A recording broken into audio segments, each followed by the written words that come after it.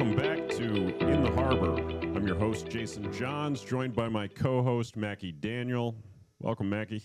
Glad to be here, Jason. Good Friday, and I think a good conversation on tap today. I knew you'd be excited for our next guest, who is Daniel Gadala-Maria from Killsboro Brewing in New York. Really interesting career path, so I want to dive into that, as we've seen a trend established of non-linear careers. So, Daniel, welcome to the Harbor. Thank you very much. Happy to be here. So, kicking it off, why don't we get a little bit about your background? I know undergrad at Princeton, master's at Yale, PhD at Yale. So let's get into that a little bit. Sure. Well, I guess like any other child who you ask what they want to do when they grow up, I wanted to be like my dad. And he was a professor. And so I always thought I would be a professor. And he taught chemical engineering, but I liked biology. And so that's kind of what I set myself up to study and to do. I studied yeast as an undergrad at Princeton, and then went on to study computational biology, focusing on antibodies at Yale. And that's kind of what I thought my life was going to be until I changed paths. I always had side jobs that were related to beer or alcohol in general, just bartending jobs. Right, which is typical of most college kids.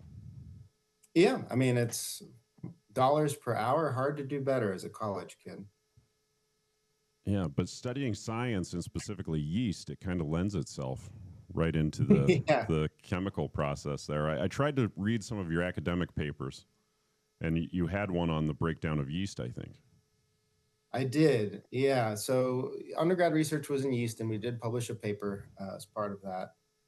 It was mostly yeast genetics, but the thing about brewing is it pretty much doesn't matter what you used to do.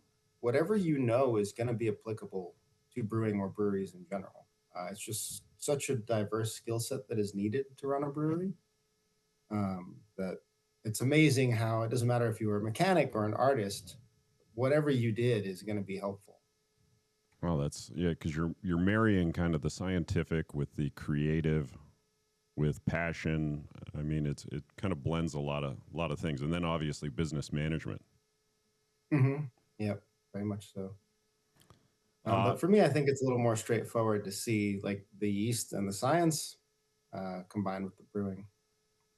When were you at Princeton? I think we probably overlapped when I was living in town there on Madison Street. I graduated high school in 2005 and then Princeton in 2009.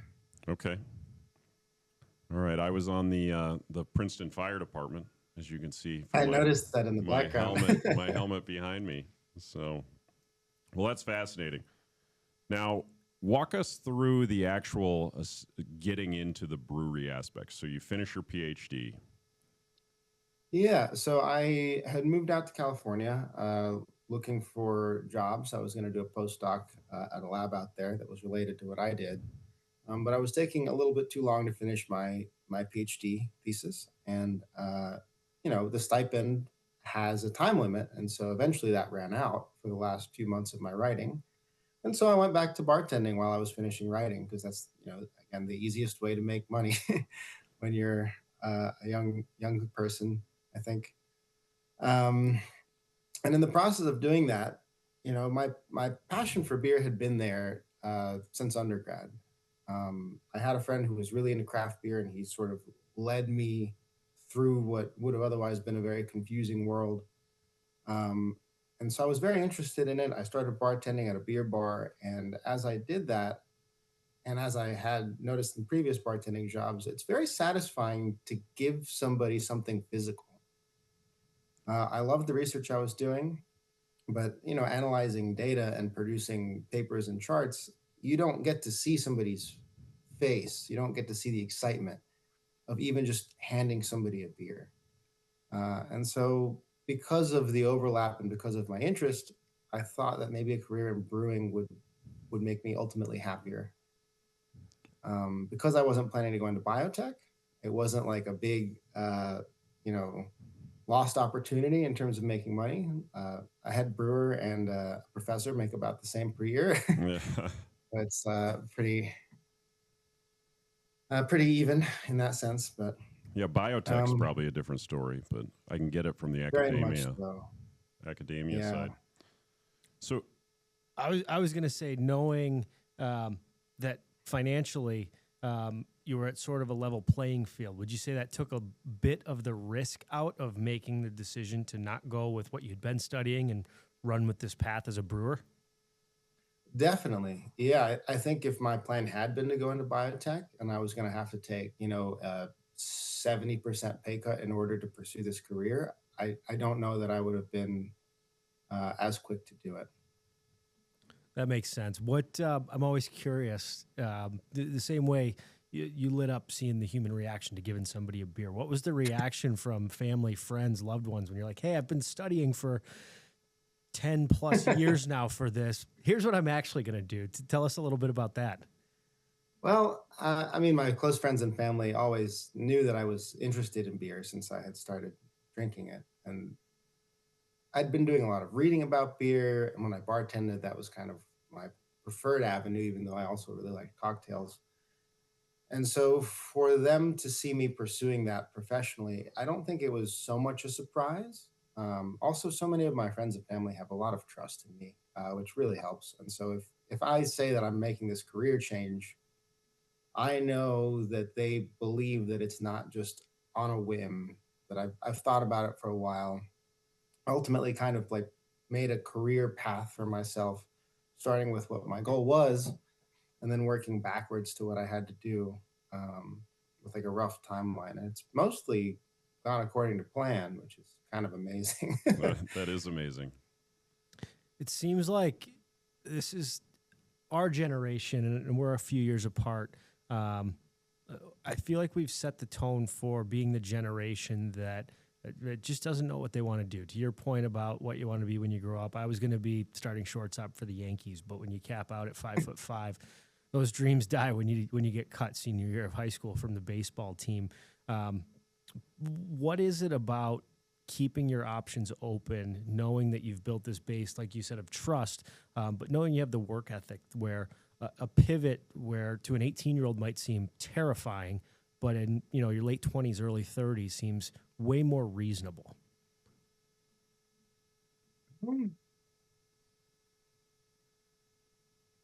I guess it's hard to say what can help you do that. But in my mind, the one thing that I took out of Princeton more than anything else, at least academically, was I learned how to learn. And so it wasn't that any field particularly scared me. I figure if I put in the work and get some help from the people who know what they're doing, you can get to where you need to be.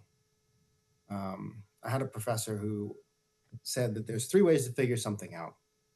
And in reverse order of preference is to actually figure it out step by step, just like build it up from nothing. Or you could have some kind of a theory, a plan, guess and check and see if that was actually right. But the easiest way to learn how to do something is to ask somebody who knows. And so if you can find good mentors along the way, pretty much I think any career path will be open to you. As far as like actually making the step, the lack of financial loss, I guess, potential earnings loss was a factor. And then there was just like a little nudge one time. I was hosting a career panel, and there was a guy who'd worked all kinds of careers, and the advice that he gave to the students, but I took it even though I was one of the organizers, was that if you're thinking about changing careers, just do it. The longer you delay, the longer you're going to not advance in your new career. And that just kind of stuck with me. I think there's a few good points in there. Easiest way to learn, ask someone who knows. I mean, that's often overlooked because it can seem daunting when step 1 should be go to someone who's already doing it. Get their perspective. That ties into one of my favorite lines that I like to use. Curiosity deserves to be rewarded. So, whether it's how do you make your burger taste this way for something simple, or how do I get into this career field? you're curious. Ask questions. Ask people that know. That's great advice. I love that.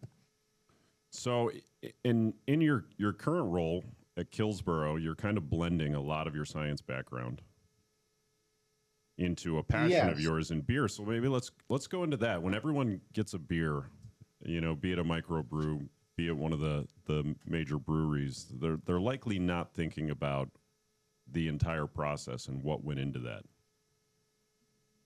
Yeah, so there's oh my gosh, we could talk for days on how to make beer. Perfect. I We'll think do a series. I'd be happy to, honestly. Um, when somebody receives a beer and drinks it, ultimately you want them to have a good time. It doesn't matter if like they know about beer and they want to dissect the beer, or if they just want to have a nice time with their friends. They should just enjoy the beer, and that's priority number one. We like to make beers that are easy to drink at Killsboro, but also have nuance if you want to talk about it. The technical details are there if you want to nerd out about it, but it's not a beer that's screaming at you and demanding attention. Whereas I would say the prevalent trend in craft beer 15 years ago was to make beers that demanded attention. The flavors were over the top. The ingredients were something that you'd expect for dessert or for breakfast. And now the general consensus in craft beer is trending back towards more easy drinking styles, but then that also sort of is the trend of drinking as a whole, I guess. We can talk more about trends if you like. That's something that Right. I think is important to keep an eye on if you're in the industry. If you're not adapting, you're going to fall behind. So you need to know what's up. It doesn't matter if you're super passionate about this one special thing. You can do that, but if you want to stay relevant, you gotta keep your head above the water. How does it change from like for a while there was the trend of the hobbyist that was, doing kind of the back porch beer brewing. Yeah. How does it change at scale when thing. you do home brewing to, starting to do things at scale? I guess it's a lot of the same inputs, just a lot more of them. The way I like to compare home brewing to professional brewing is much like home baking. If you become a home baker and you make all kinds of breads and pastries, like you can learn a lot. You learn a lot about the science. You can make some delicious things. But then if you want to open your own brewery, it's not that you're opening like a corner street bakery. You're opening a bread factory. And so the processes are extremely different, even though the science is the same. Rather in the brewery, rather than moving your 5-gallon pot off of the stove to where you need it, we have to use pumps and just like industrial mixers to get things done. You can't just sit there with your ladle and your spoon from your kitchen. Right. That wouldn't work too well. And so for me, that was kind of one of the biggest shocks, because I did homebrew before I started brewing professionally. I think if it's what you want to do, it's a good way to learn, make mistakes in a safe environment. Again, though, ask people who know. There are many easy mistakes to make that if you just ask somebody, you won't ever have to deal with them. Yeah. Although mistakes can be a good teacher as well. Absolutely. Yeah. If you make a mistake, you should learn from it and then hopefully never make it again. One of my favorite scenes from any show, movie ever, and when I say the name of the show, people are going to be like, why? Breaking Bad, but it's the first time that Walter White meets Gale. And Gale has the full chemistry set up, and he's making the cup of coffee. And Walter takes a sip and says, "That is the best cup of coffee I've ever had," or something along those lines. But very much like your temperatures and your reactions are all dialed in. Have you had sort of an aha moment with something you were experimenting with where you're like, I think we nailed every reaction in this brewing process perfectly, and we got exactly what we wanted? You get that more often than you think. There are many processes, obviously, in the making of a single beer, and most of them you can get dialed in within the range that you want. I think it's when you're doing a recipe that you've never done before, or a process you've never done before, that it takes a little bit more dialing. But like for a beer that's similar to something you've made many times, it's I think relatively easy if you know what you're doing and how your equipment works to get consistent results.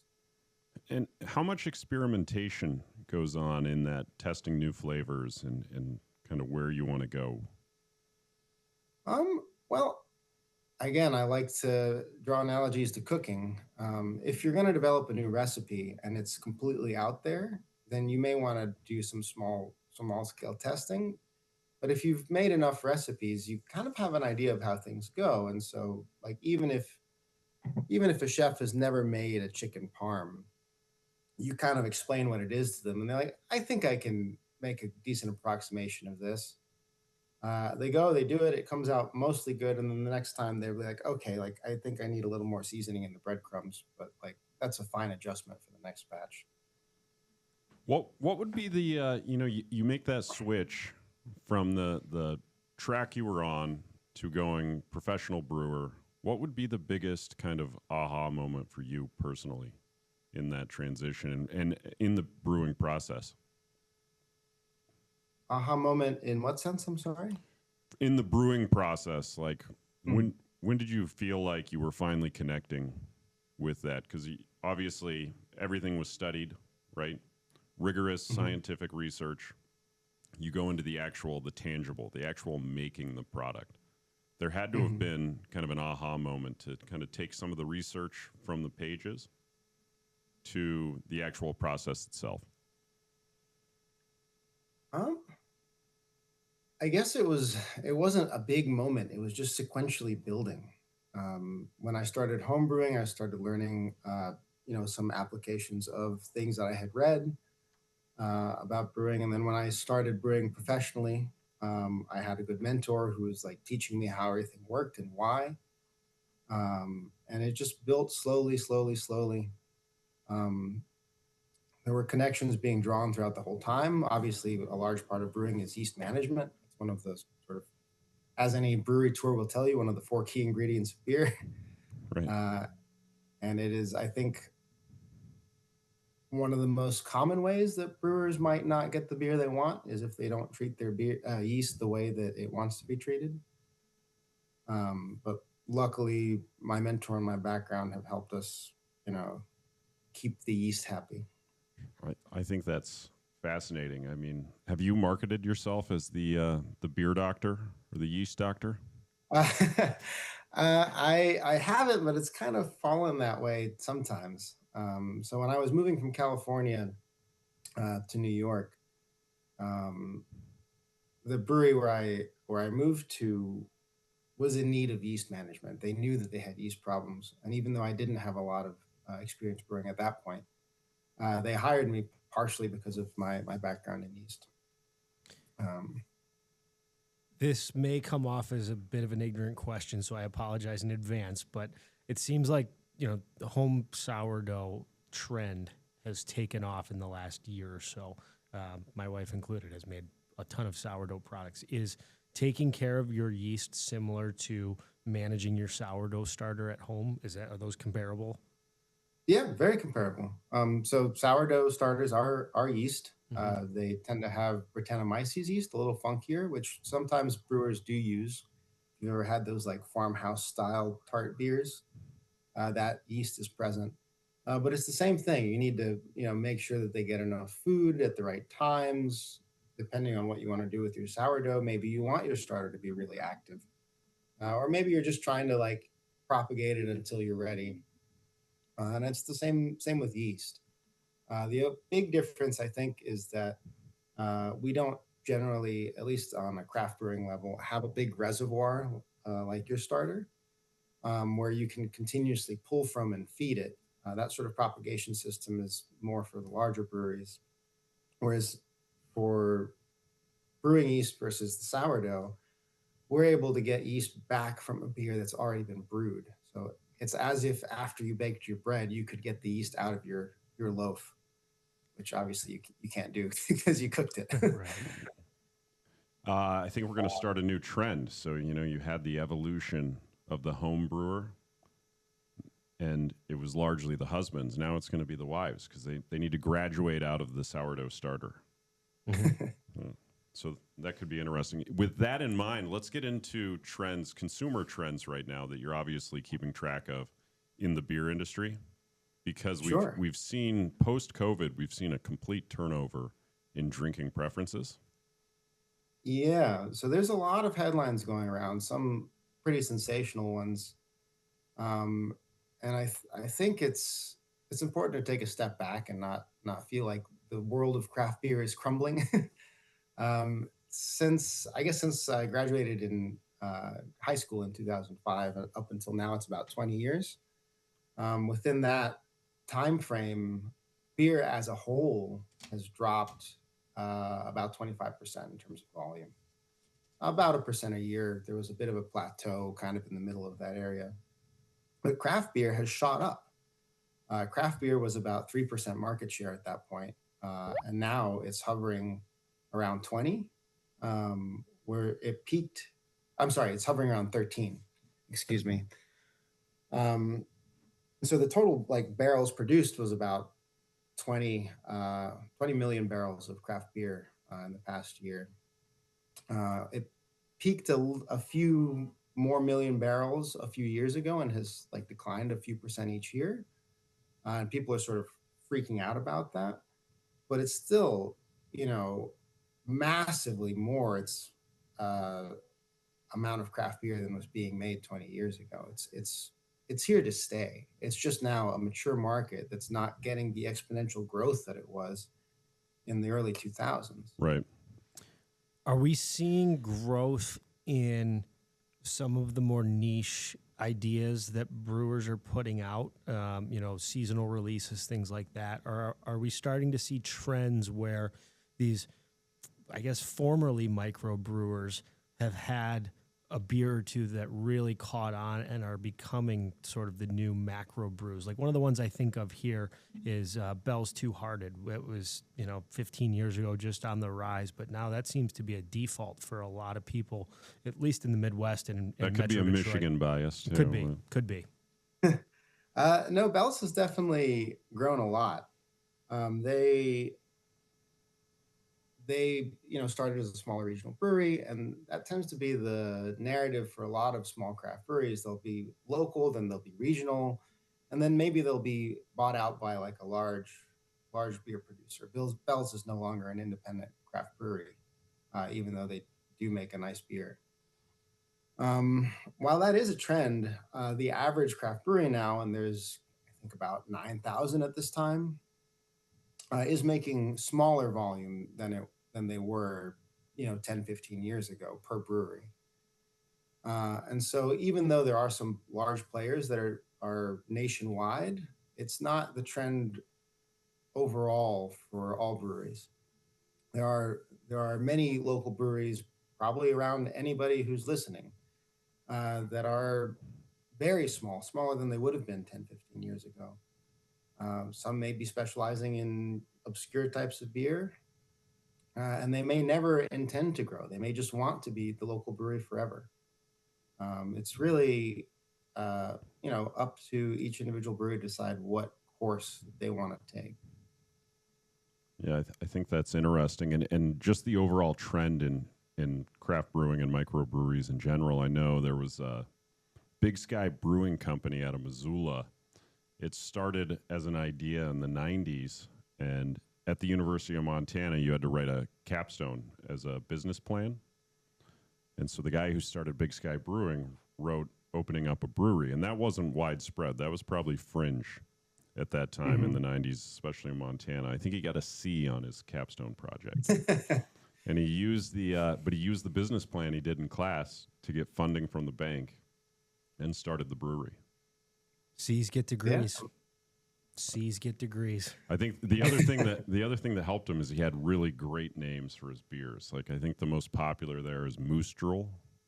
Yep, that's still around. So it's kind of an amazing story, though.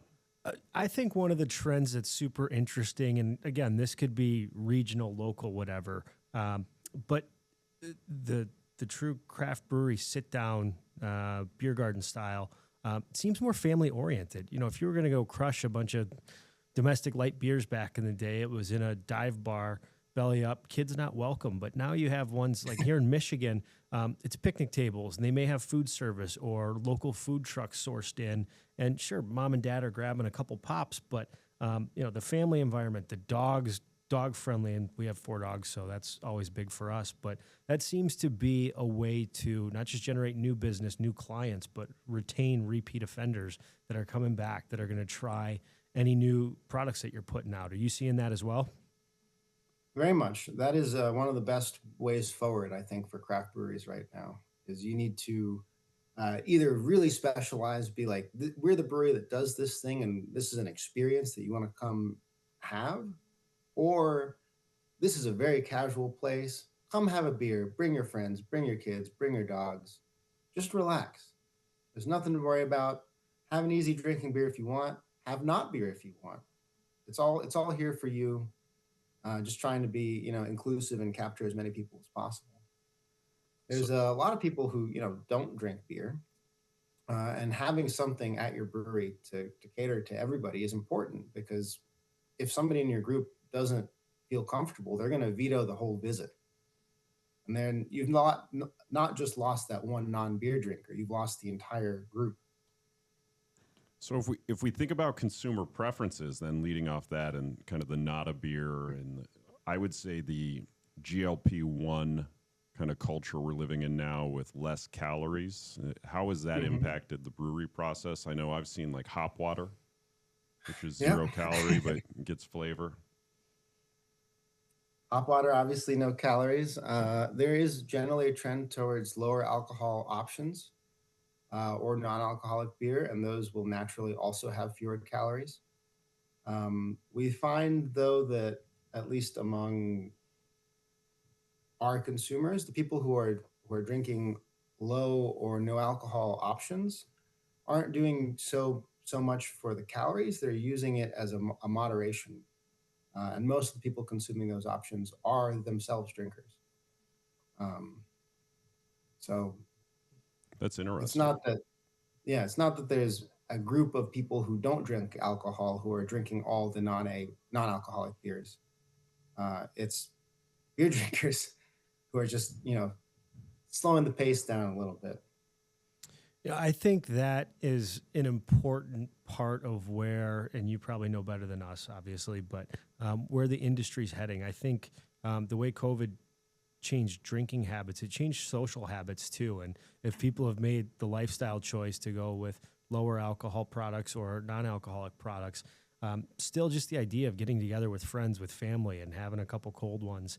I think we lost that for a little bit, but it seems in the last 2 years or so, it's really started to push its way back. Would you think that the breweries, the microbreweries specifically, that are making more of those options available, their long-term viability looks a little bit stronger because of, again, that community gathering impact?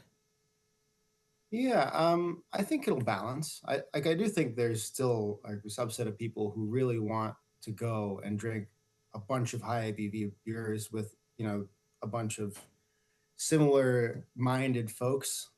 But I think the overall trend is that there is more of a desire for a more relaxed, more inclusive environment. Yeah, I think that makes sense. It's interesting. I know Winberries in Princeton used to have a 9% IPA on tap. Mm-hmm.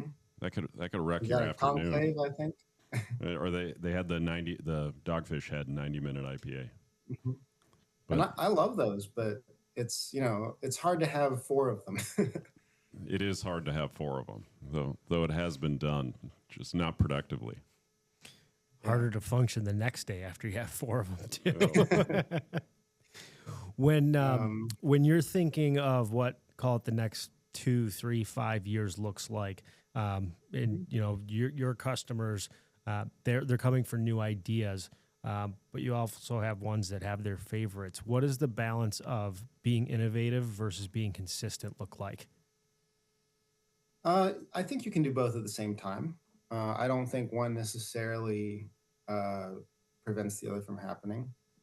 So Killsborough is very focused on traditional German style lagers, but also Czech style lagers, overall easy drinking styles. And the attention that goes into the brewing of them is very process driven. The ingredients are, of course, premium imported ingredients for these beers. But that's the type of beer that you can drink and not think about, or if you really want to dissect it, there are details there for you. However, there's a lot of people who want something new, interesting, different, like a beer with coconut and mango in it, or a stout that's 14.5% and has bananas and coffee. There's certain people who are looking for something wild, or we just did an IPA with terpenes in it, hop derived terpenes, but cannabis and hops are of the same family. They have the same compounds, and so it's literally the same compounds. It really smells of weed. That let's dig into that a little bit, because we've seen those pop up, especially in Michigan, where it's legal. I've started to see them in the stores, but more on the compounds being the same as hops. So I guess they do look similarly. I haven't thought about that. They look similar. They have they're very, very related. And so if I don't smoke so much, but if you go into like a fancy dispensary, there's like a chemical analysis for each strain, and they say it's got this much myrcene, it's got this much linalool, and so forth. These are the exact same compounds that brewers are looking at in their hops. Like it's identical, and so it's just a matter of isolating the ones that smell a particular way, and you can just now buy that as a liquid concentrate if you want to make a beer that just really reeks of weed, which is, again, exciting, innovative, but not for everybody. That's a beer that demands attention when you're drinking it. You're just like, what is that? So up to you if that's what you want. But I do. But we offer both. And I do find it really interesting, though, when you start thinking about hops versus that, and why beer kind of lent itself as a natural progression in the kind of the expansion of all the weed products out there. Mm-hmm. It's cool. Innovation's cool, and I think that's what keeps industries alive. We certainly see it on the tech side of the world. I think one of the trends that's been cool to see is that a lot of universities for undergraduate programs are starting to develop brewmaster undergrad programs. So you can start at 18 years old, start with Chem 101 or 141, whatever the number is, but instead of going the biochem route, you progress to brewmaster route. Do you think that's going to help continue to push the industry that you've chosen for your career path, bring more younger, innovative minds into the fold moving forward? I hope so. I do think that there is interest from all sides. Obviously, we have, at any given brewery, you may have brewers who studied brewing science specifically or who came from other paths. I think it's important to continue those educational programs, and the research that they do is very important. It's a little hard to do research in that space, I think, because the practical applications require the collaboration of industrial breweries if you want to publish a paper. But there are a lot of breweries, especially in the Pacific Northwest, that do a lot of these collaborations. I do hope they'll continue to bring young people in, although what the industry is struggling right now the most with is diversity in brewing. Much like the average person who is drinking the beer, the majority of the people making the beer are middle-aged white men. There are initiatives to help change this, including the Michael James Jackson Foundation, named for the writer, not for the singer. But I don't know. It's obviously I want everybody to be interested in beer. A little self-serving, and I don't know what the best way to get more people involved in brewing is. Well, I think it's like any industry. You could suffer from groupthink collectively, unless you get kind of diverse perspectives in there, diverse flavor profiles, and a willingness and curiosity to try new things. And there are brewing traditions all over the world. Most of the brewing traditions that are known to the average drinker are either English or German in origin, maybe a little bit Belgian or Czech.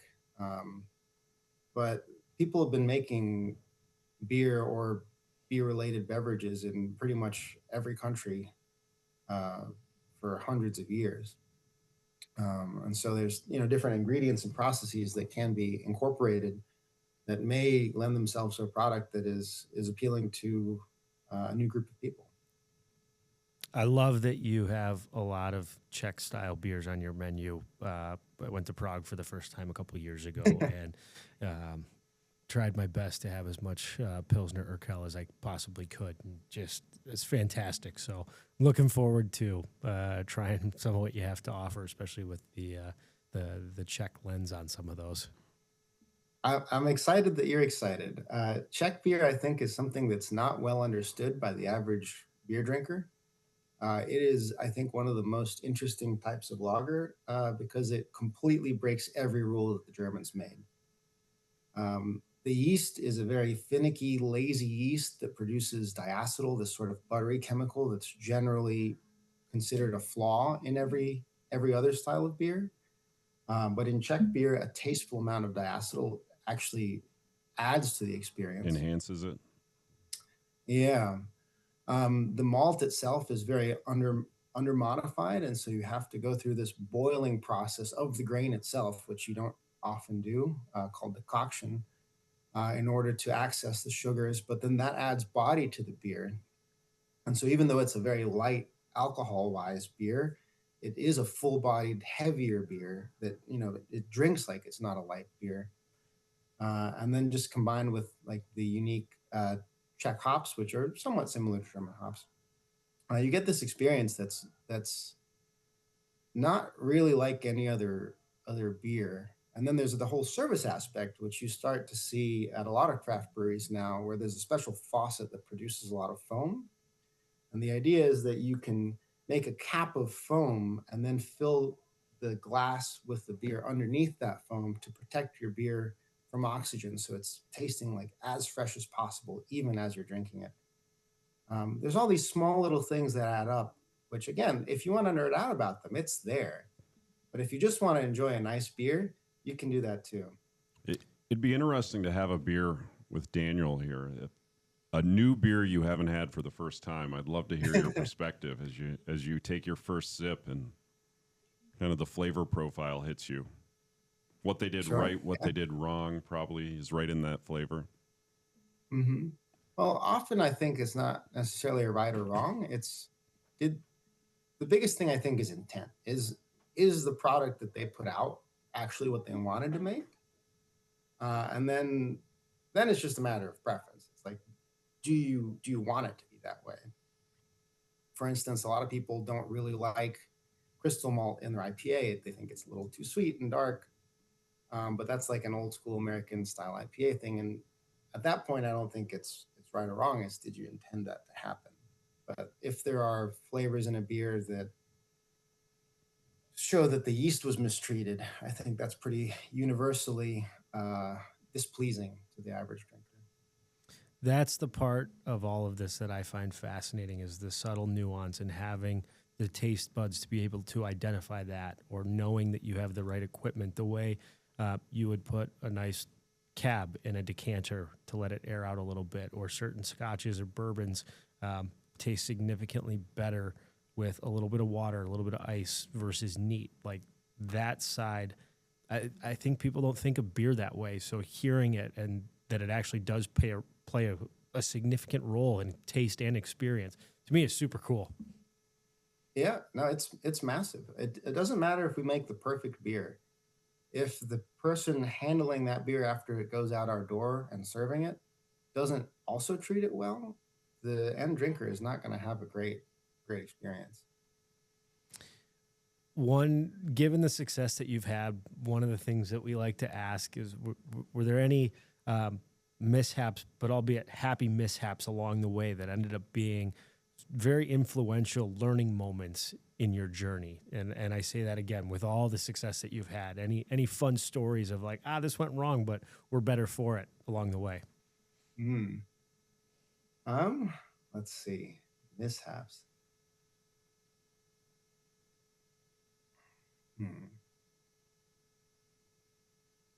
And if not, all the more power to you. Oh, no, there obviously been mishaps, and they've been learning experiences throughout. Just dumb mistakes you make because you're a new brewer. For instance, I'd never worked on a 4-vessel system before. Normally, in like a smaller craft brewery, you might have one vessel where you mix your grain and your water. That's your mash lauter tun, and then there's a false bottom, so you can separate the sugary water and then move that over to your boil kettle where you boil it, and then you'll whirlpool it to get the solids to condense at the bottom, and then you push that remaining beer to your fermenter. But it was my first time on a brewery that had a 4-vessel system. So there was one vessel where you mixed your grains with your water, and then you moved that mixture over to the lauter tun with the false bottom so you could separate the liquid off.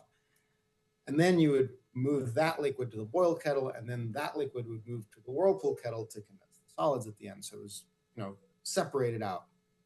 I was having trouble running the liquid off of my lauter tun, and I wanted to fix this. And because this pump could pump the mixture of water and grain from the mash mixer to the lauter tun, I was left unsupervised, and I thought it would be a good idea to put rice hulls, which help you run off a beer, into the lauter tun via the mash tun. And I quickly found out that was not a good idea. We ended up having to take apart the brew house. It was like a 20-hour day, just scooping up wet rice hulls out of a pump. But you learn. Everybody makes dumb mistakes at some point. Hopefully, if it's a big enough mistake, you'll never make it again. Right, and I'm sure you'll never make that mistake again. Yeah. That's awesome. I would think, it kind of lends itself to something in the recipe measurements going wrong, where you accidentally overweight an ingredient you didn't think about, and then... It wasn't me personally. So we have the nice challenge of dealing with both imperial and metric units in brewing at the same time. And depending on what you're measuring, it might be in pounds or kilograms or grams or ounces or anything. And we have had a few beers where somebody didn't check the unit of measurement and added either double or half or some odd fraction, like 2.2 times because of pounds to kilograms of whatever ingredient was supposed to be there, which sometimes, was easy to correct. Just be like, okay, well, we'll add more later. Or you ended up with like an intensely flavorful beer that was unintentional. Right. Cost of that beer was astronomical, but it was really good. That's pretty good. So if we think about Killsboro's lineup, what are you most excited for, either in the next couple of years or what's currently available?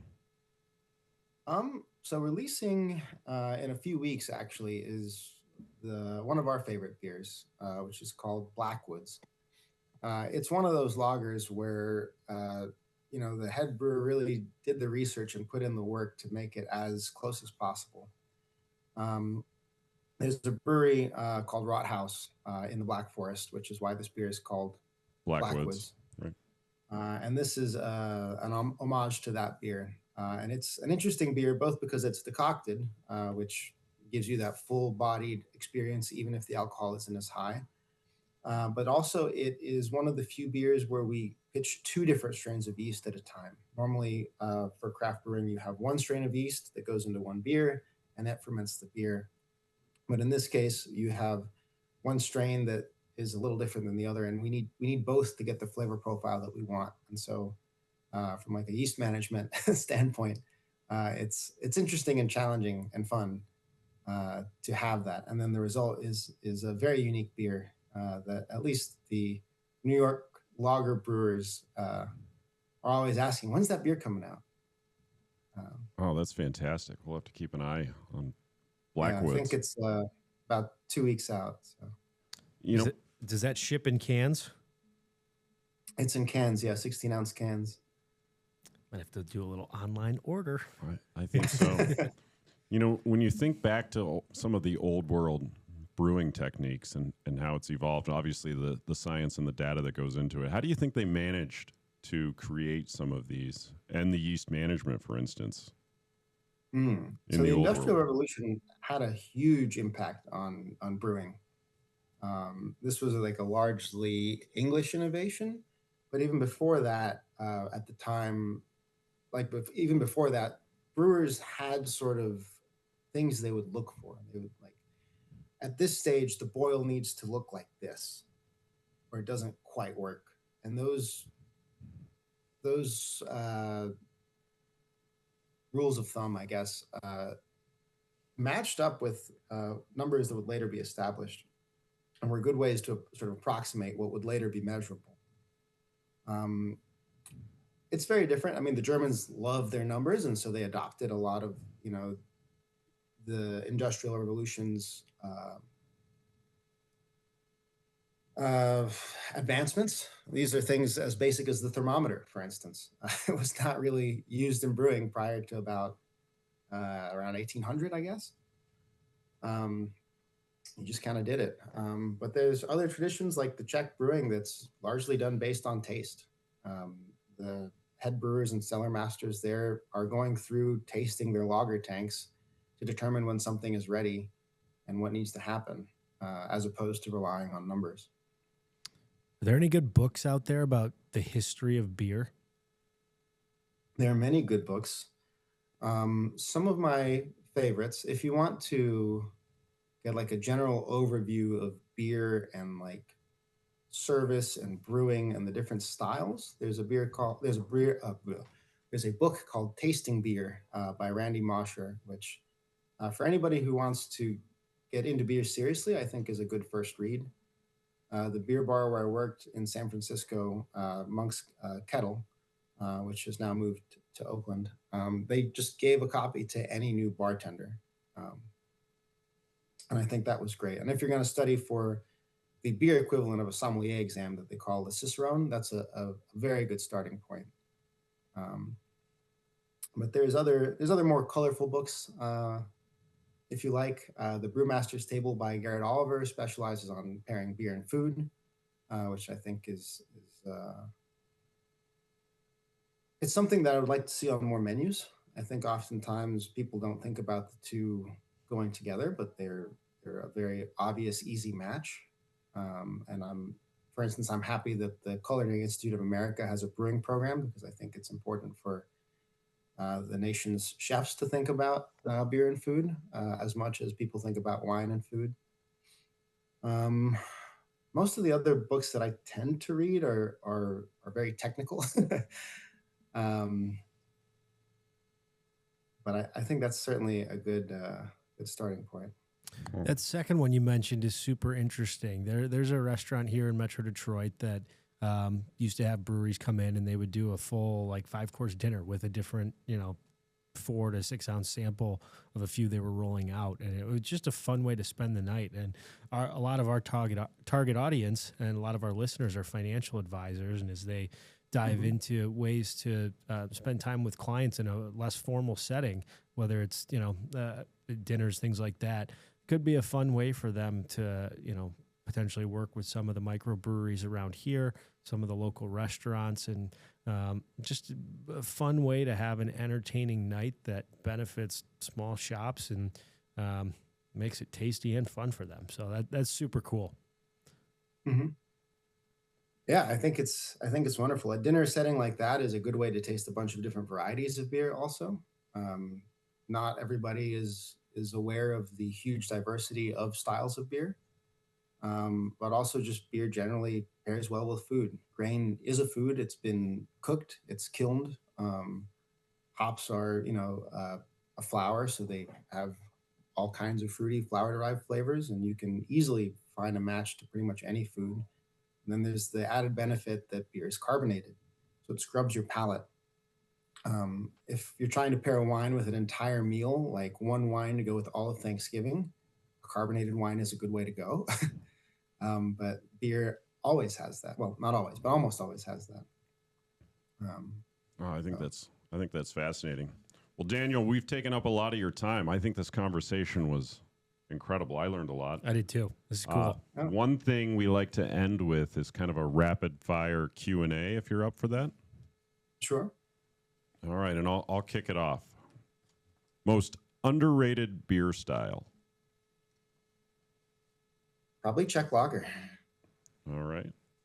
Most overrated trend in the alcohol industry. Ooh, this isn't going to come off right, but non-alcoholic beer. I think it's very important that it exists and it's out there, but people are blowing up what it is. I think it is. Yeah, it's. I guess it's not a rapid fire question, but I will give an asterisk and we can talk about it another time. Can you tell in one sip if the flavor is off or something in the supply chain was off with a certain beer? Depends on what the flaw is. It is possible, yes. Everybody has different sensitivities to different off flavors, and knowing which ones you are more or less sensitive to is important. But there are some that like you don't even have to taste it; you can just smell it, and you're like, "Oh, I know what happened here." Well, that's probably fun to be able to tell that. Mm-hmm. In the brewing process, what, from a business perspective for microbreweries in particular, what's more important, creativity or consistency? Probably consistency. At the beer bar where I worked in San Francisco, there was one particular local brewery that I really liked, but that bar refused to stock because the quality was not consistent. And so I think it's very important for your beer to taste the way you intend it to taste. Last one. This is a little bit less rapid fire, but I think a good finisher. With the knowledge that you have today, either what would you tell your 22-year-old self, or if you were 22 again, but with this knowledge, what would the next 10 years look like? I think what I would tell myself is you're on the right path. Do it. As far as like what I would do if I had today's knowledge back then, I don't know if it would matter because without the experience on the resume, it doesn't matter how much you know. Nobody's gonna trust you. It takes a while to sort of build your reputation in any industry, and I think you just have to do it step by step. Well, that's awesome. I think that's good advice for anybody listening. Just go with your gut. Let it rip. This has been a ton of fun. I've really enjoyed this. Definitely a bunch of great takeaways. Hopefully everyone listening feels the same. I would certainly say so, and it's also some life advice in there. And of course, we get to coin the beer doctor. I think we run with that. I completely agree. I completely agree. Well, we'll look forward to trying to get our hands on some Blackwoods when it comes out. Absolutely. Yeah, I'll set some aside. I like the blending of the kind of the history, the science, and then just the good flavor and social activities. Yeah, I think one of the most important things today is it's not just brew beer, drink beer. There is multiple worlds clashing to create the product, the experience, and on your side, Daniel, the enjoyment for doing what you're doing. So super cool. Really appreciate it. My pleasure.